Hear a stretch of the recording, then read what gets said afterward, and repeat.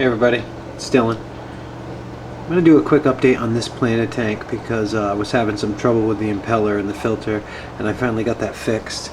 And I wanted to show you guys this, like how I got these plants. I'm trying to change their direction so they grow up in this part of the tank. I got a root coming up here, or a stem rather, and a stem coming up over here.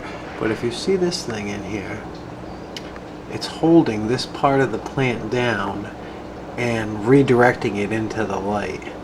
And what that is those little weights they sell to you when you buy plants that keep them sunk.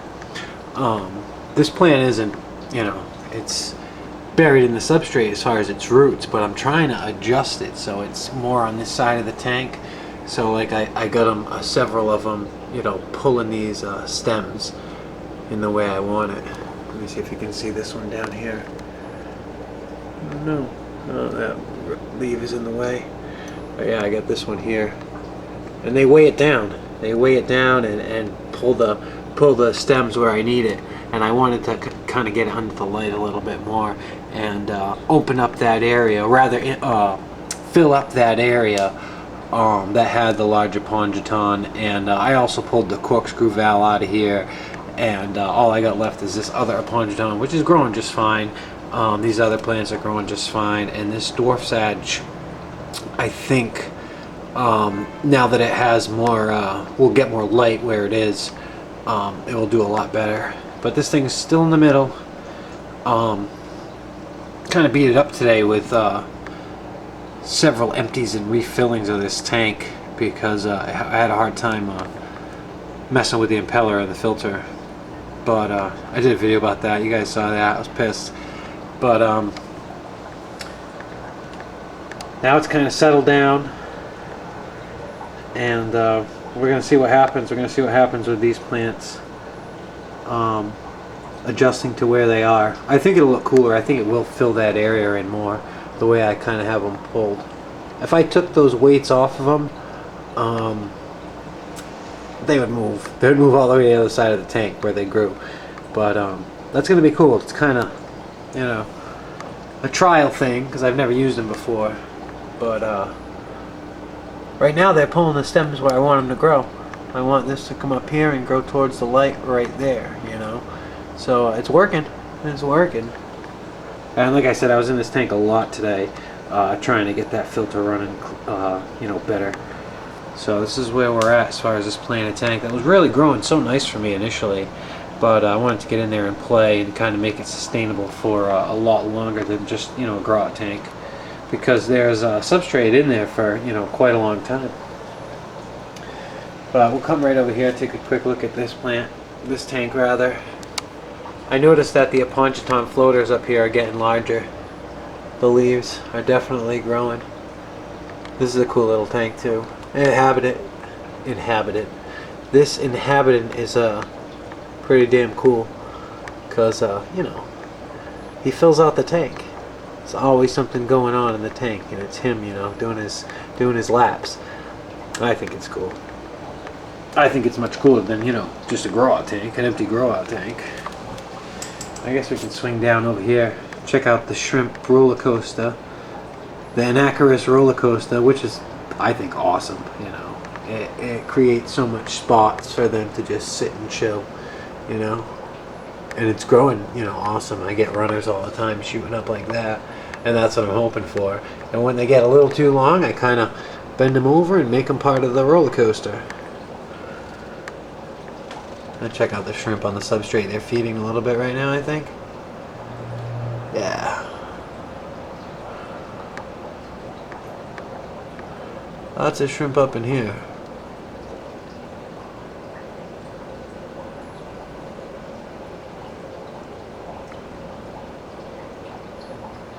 Well, maybe we're not zooming in that far. Oops. The zoom doesn't want to move as fast as I do. That's okay. Did a big old trimming of this tank too. It's weird looking at it like this because it looks monster. But I did, if I come up to this angle, you can see how I cut it down a lot.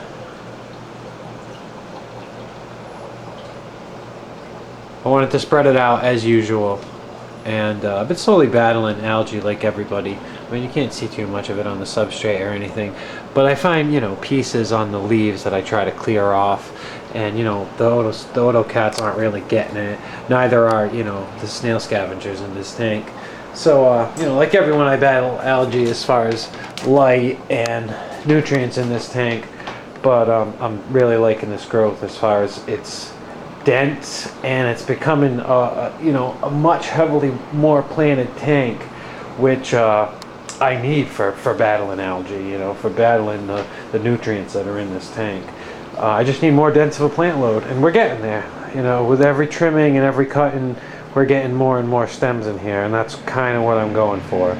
I try to clear it away from this sword, so, you know, the sword can get optimal light, and take those cuttings and plant them, you know, throughout. It's what I've been doing from the beginning, and, you know, that's how I have, you know, this dense patch of Rotala, and I'm still going. You know, I'm just gonna roll with it because I like the look, and I want to see, you know, I want to see what I can do as far as scaping when I have you know, a patch of Rotala to work with. You know, I'm talking Edward Scissorhands style, you know. I just need a big bush of it, I'm thinking. But, yeah, that's the planted tank. One more look down here. An Icarus roller coaster. It's so dense. That's becoming dense, too. Usually when there isn't food in the tank, they're all over this. You know, with their little antennae feeding out of the water column.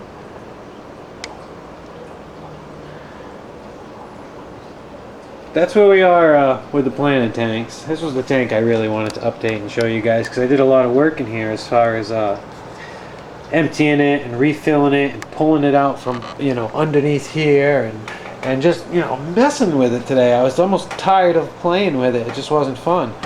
But I got it going now. The plants are growing in the light where I want it to, and, you know, it's got a fresh water change and the filter's working, so it's golden. It's golden. We're gonna let it roll, and I'll check on it in a little bit and see what happens with these plants. You know, I expect them to just grow towards the light where I put them, and you know, grow up as business as usual. But yeah, that's where we are in here in these planted tanks, and I'll probably do an Mbuna video later. Oh, I guess I gotta show this one, the newest addition. I don't always show this tank. I almost forget about it, but it is melting away. I put that corkscrew valve in here today that I stole out of the other tanks, and I expect it to melt away. Same thing with the wisteria. But I mean, if you take a look like this, when that melts away and grows back, I think that's going to be a cool look with these thin plants here and that thick wisteria. I expect to see that wisteria looking like it does when it's, you know, submerged growth, you know, like this one on this side, you know. So it'll be cool once this tank fills in. And I got some more wisteria in here too that I'm not sure what I'm going to do with it. I don't know, I might stick it in this 20, but I'm still having fun with this little experiment here, so who knows. We'll see what happens when that Pontoton and those corkscrew valve grow up, you know. Because I expect them to do just fine once they acclimate to this tank. That's where we're at. That is where we're at in the fish room. And it's getting late and I'm getting tired. These lights are going to go off very soon. So I'm going to call that an update. And thank you all for watching. Definitely appreciate it. And I'll let you know. I'll let you know what's going on as far as these aquatic plants and the inhabitants. So have a good one. Peace.